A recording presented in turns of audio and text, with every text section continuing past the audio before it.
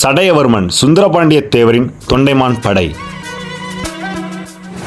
பிற்கால பாண்டியர் வரலாற்றில் மிகவும் புகழ்பெற்றவராக திகழ்பவர் பாண்டிய மன்னன் முதலாம் சடையவர்மன் சுந்தரபாண்டிய தேவர்.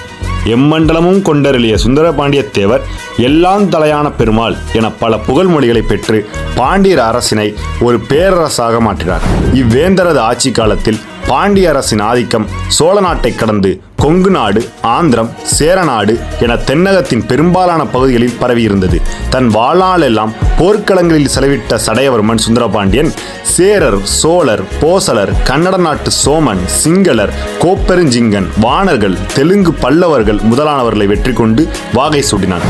இத்தகைய பெருமைகளை பெற்ற சடையவர்மன் சுந்தரபாண்டிய தேவரின் பெரும்படை பற்றி கூறும் கல்வெட்டு கரூர் பசுபதீஸ்வரர் கோயிலில் கிடைத்துள்ளது. இக்கோயிலின் சோபன மண்டபத்தின்